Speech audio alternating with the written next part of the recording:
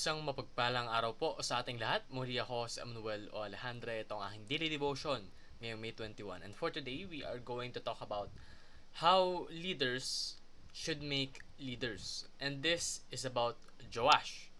Now, if you would like a bit of a refresher, Joash is the one that escaped from Atalia. So, si Joash, lola niya si Atalia. Ngayon, si Atalia nakita si Ahaziah, yung kanyang anak, na namatay kay Jehu. And Jehu killed Ahab and his lineage, that includes Ahaziah, because their lineage went against the Lord. Lahat ng ginagawa nila sa kanilang pamumuno ay taliwas sa turo ng ating Panginoon. So God punished them. Now, to have revenge, si Atalia, pinatay niya yung lahat ng lineage ni David, which is also the lineage of Jesus. Well, here's the thing. May isang nakaligtas, at yun ay si Joash. Ngayon, si Joash, nung siya'y lumalaki, meron siyang spiritual leader, si Jehoiada, na siyang naging priest. Nung si Joash ay naging hari, siya yung naging gabay niya. So, while Jehoiada was alive, and as a spiritual leader of Joash, Joash did good in the eyes of the Lord. So, marami na tayong natakel, no? Unang-una, Joash was preserved from Satan's attempt to destroy the lineage of Jesus. Second, Joash walked with God during the days of Jehoiada, the priest. Well, here's the thing.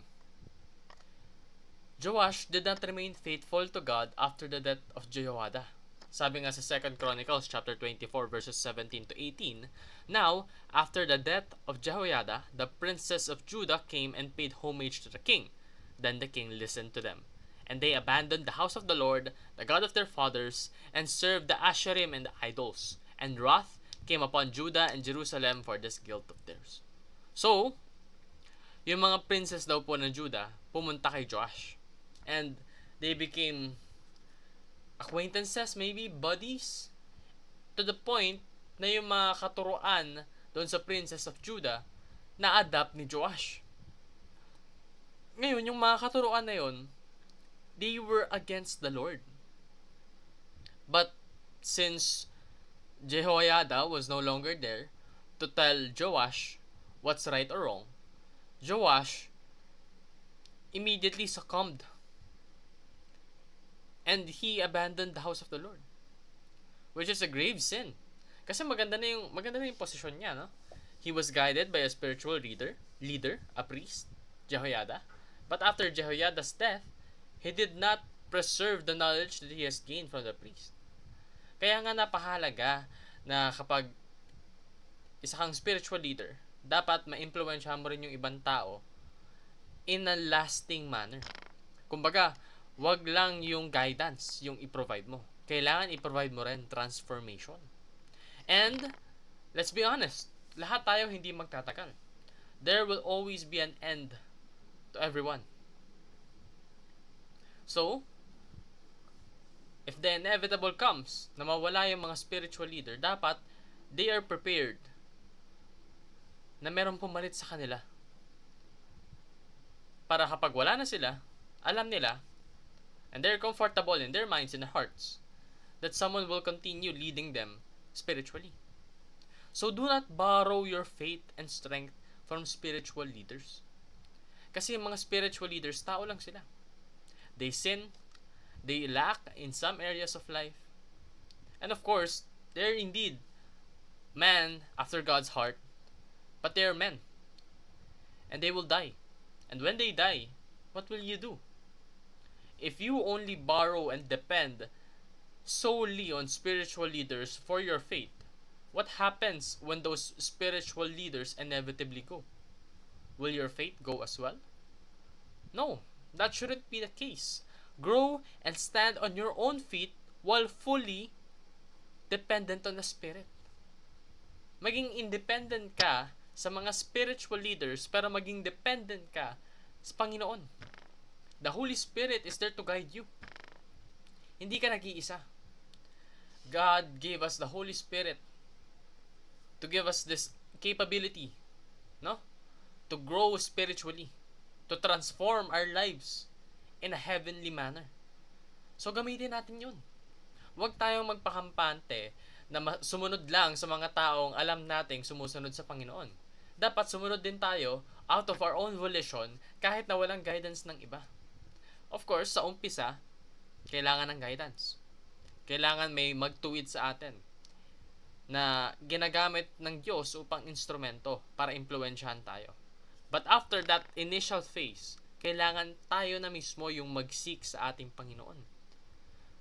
So, once we do that, we should lead others by raising up leaders who can also lead others.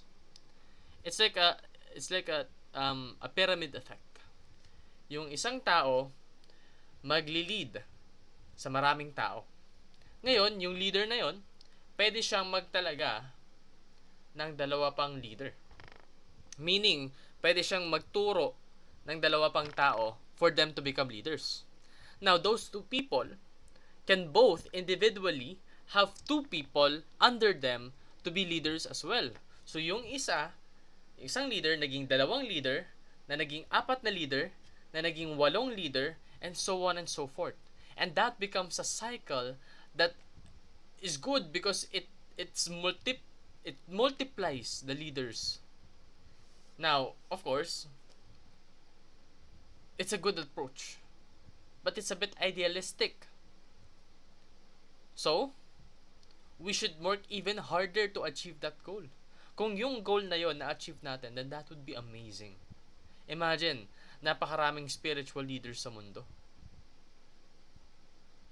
Well, especially considering na yung pagiging leader sa ating Panginoon is to serve. Ngayon, kung maraming spiritual leaders, maraming taong nagsiserve. Ngayon, mas maraming tao yung nag-glorify.